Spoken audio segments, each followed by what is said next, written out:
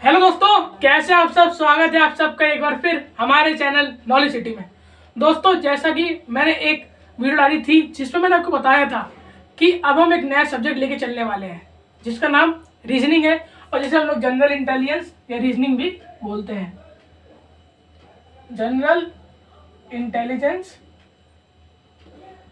या फिर बहुत लोग हम लोग कॉमन में रीजनिंग भी बोलते हैं। तो आज इसकी इंट्रोडक्शन क्लास है। मैं आपको बताता हूँ इसका इंट्रोडक्शन कि हम इसमें क्या पढ़ने वाले हैं। अब देखिए दोस्तों, रीजनिंग ये एक ऐसा सब्जेक्ट है कि इस सब्जेक्ट में से आप कोई सा भी गवर्नमेंट एग्जाम ले लीजिए, क्वेश्चन आते ही आते हैं। इसमें से क्वेश्चन आते ही आते हैं, चाहे वो एसएससी हो, चाहे यूपीएससी हो, एसएससी हो, यूपीएससी हो, अपना कांस्टेबल की हो, मतलब कोई से भी एग्जाम हो, गवर्नमेंट एग्जाम हो, इनमें रीजनिंग आती ही आती है। कोई से भी गवर्नमेंट एग्जाम हो, आपकी जो रीजनिंग है वो आएगी। तो अगर आपका ये पोर्शन मजबूत है तो आपकी बहुत ही ज़्यादा हाई प्रोबेबिलिटी बन जाती है पेपर क्रैक करने की। देखिए, पेपर मोस्टली 4 पोर्शन होते हैं मोस्टली पेपरों में: इंग्लिश, रीजनिंग, मैथ और जीके। इंग्लिश हमारी चल रही है बेसिक से, और यहाँ हम लोग रीजनिंग स्टार्ट करने वाले हैं। तो देखिए, अब रीजनिंग आज से मैं स्टार्ट करने वाला हूँ, तो इसके अंदर भी आपको बहुत सारी बातों का ध्यान रखना पड़ेगा जो हम आगे स्टार्ट कर मतलब पढ़ेंगे। तो मैं आपको बता देता हूँ जैसे कि वो बातें क्या क्या है। अब देखिए, लेकिन हाँ, आप लोग सोच रहे हो कि इंग्लिश का क्या होगा, तो इंग्लिश की वीडियो भी आएंगी। मैं इन दोनों की वीडियो अल्टरनेट लाऊंगा, एक दिन इंग्लिश की, एक दिन रीजनिंग की, और कोशिश करूंगा कि आपको अच्छे से समझ में आए दोनों चीजें। तो देखिए, जैसे कि तो देखिए दोस्तों, रीजनिंग में मेन काम जो होता है वो होता है आपका अल्फाबेट्स का, अल्फाबेट के लेटर्स का। इसलिए आपको इसके अंदर पोजीशन ऑफ लेटर्स कि कौन सा लेटर कौन से नंबर पे है। अब देखिए, जैसे कि आपका होता है A B C D E F. अगर मैं पूछ लूं कि डी कौन से नंबर पे, डी के पोजीशन क्या है, तो आप बता देंगे 1 2 3 4, डी हमारा 4th पे है। किस पे? 4th पे। एफ कौन से पे? एफ बता देंगे 6 पे। ऐसे ही आपको आपके जितने भी लेटर्स हैं उनकी पोजीशन पता होनी चाहिए, क्योंकि अगर आपको ये पता है तो आपके लिए रीजनिंग यहीं पे आसान होना शुरू हो जाएगी। अब देखिए, पोजीशन ऑफ लेटर दूसरी बात हो गई कि आपको पोजीशन ऑफ लेटर अच्छे से याद होनी चाहिए, लेकिन सिर्फ लाइन से तो कोई बता देगा ए बी सी डी। लेकिन अगर मैं आपसे पूछ लूं कि जेड की तरफ से, एक तो होती है आप पोजीशन ऑफ लेटर, देखिए एक तो आपका जो पोजीशन ऑफ लेटर होता है वो होता है राइट से। कहां से? राइट से। राइट मतलब ए की तरफ से, ए से चल के जेड तक जाता है, ठीक है। राइट से अगर पूछूं तो मतलब ए की तरफ से जा रहा है जेड तक। लेकिन अगर आपसे पूछ लिया जाए कि लेफ्ट से, कहां से? लेफ्ट से। लेफ्ट का मतलब कि अब जो लाइन स्टार्ट हुई है अल्फाबेट्स की वो जेड से स्टार्ट हुई है और ए तक गई है। अब अगर मैं आपसे पूछ लूं कि वाई की पोजीशन क्या है, तो आपको याद होगा टोटल लेटर होते हैं 26। अगर आपने बोल दिया कि वाई की है 25 तो आप गलत है। मैंने पूछा क्या कि मुझे बताओ जेड की तरफ से, फ्रॉम लेफ्ट। तो अगर जेड की तरफ से बताओगे तो जेड हो गया पहला और वाई हो गया दूसरा। समझे कि 2 चीजें होती है, एक राइट की तरफ से और एक लेफ्ट की तरफ से। तो आपको पोजीशन ऑफ लेटर बहुत ही अच्छी तरह से याद करनी है। इसके लिए 2 शॉर्ट ट्रिक्स है, वो मैं आपको बता देता हूँ, जिनसे अगर आपने उसे याद कर लिया तो आपका बहुत हेल्प मिलेगी। जैसे कि पहली आपकी जो शॉर्ट ट्रिक है वो है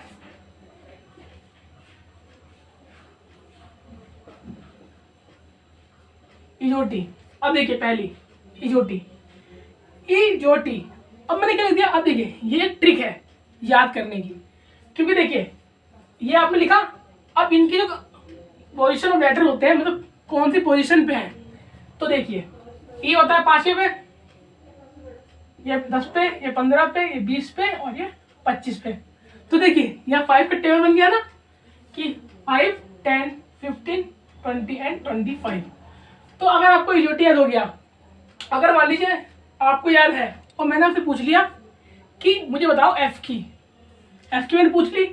तो अगर आप बोलेंगे ई की 5 है तो ई के बाद ही तो एफ आता है, ई के बाद आता है ना, तो एफ की कितनी हो गई, एफ की आपकी 6 हो गई। तो ये भी बहुत इंपॉर्टेंट है। तो अभी तो बोल सकते हैं इजोटी, क्या इजोटी 5, 10, 15, 20, 25। ओके, अब एक और होता है, दूसरी अपनी है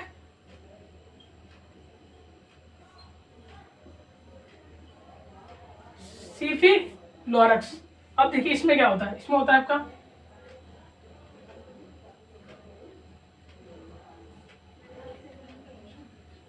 अब देखिए इसके अंदर टेबल चलता है ना, वो चलता है आपका 3 का, 3 1 3, 3 2 6, 3 3 9 ऐसे करके, इसको आप बोल सकते हैं सीफी लोरक्स। तो दोस्तों ये जो दो हैं, अगर आपको ये दो फॉर्म्स याद हो गई तो आपको काउंटिंग करने की जरूरत ही नहीं है हाथों पे। अगर आपको याद है इनके पास में होते हैं बाकी सारे, तो आपको याद आराम से हो जाएगा। तो इसे अपनी कॉपी पर अच्छे से नोट कर लेना, क्योंकि बहुत ही ज़्यादा इंपॉर्टेंट है ये दोनों चीज़ें। तो आपने दोनों नोट कर। अब देखिए दोस्तों, रीजनिंग में आपको ये वर्ड वाला क्लियर हो गया। अब रीजनिंग में एक चीज़ और आती है, आप कोई भी एग्जाम दीजिए, आपने अगर आपका कोई बड़ा भाई है इसने एग्जाम दिया हो कॉम्पिटिटिव, और उसके क्वेश्चन पेपर में आपने ऐसी ड्राइंग देखी होगी,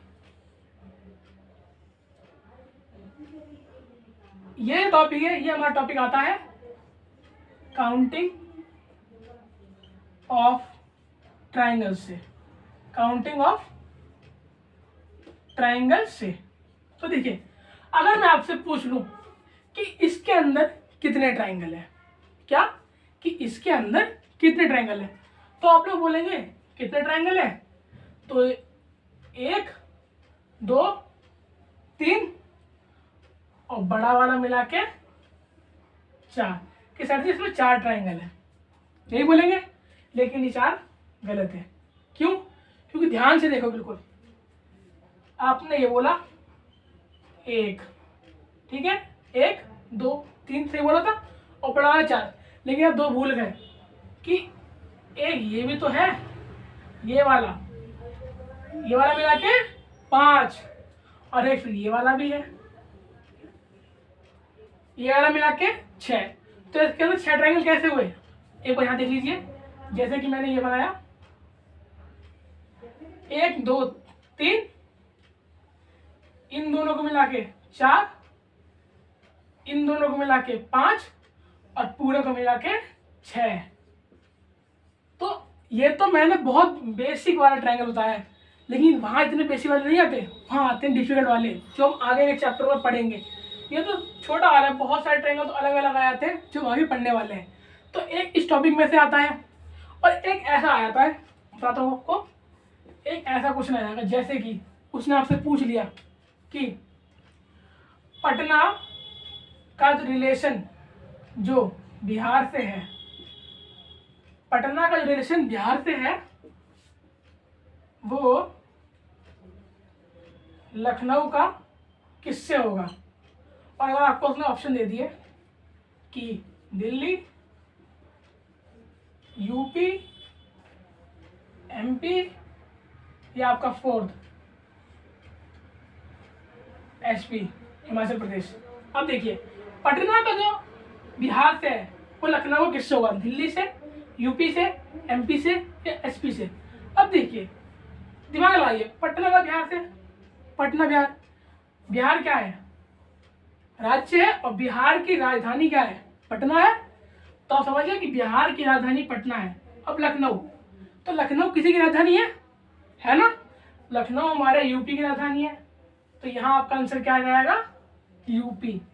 तो ऐसे क्वेश्चन तो ये तो सिंपल है, बहुत सारे तो ऐसे रहेंगे कि आपको किसी फेमस पर्सनैलिटी का नाम दे देंगे और उनका बर्थ प्लेस दे देंगे और किसी दूसरी का पूछ लेंगे। इसलिए ये टॉपिक भी हम आगे चैप्टरों में कवर करेंगे। तो ये मैंने दोस्तों आपको इसका इंट्रो दिया। हो सकता है एक टॉपिक छूट गया, लेकिन वो हम चैप्टर पढ़ेंगे तो क्लियर कर लेंगे। तो यही होती है हमारी रीजनिंग।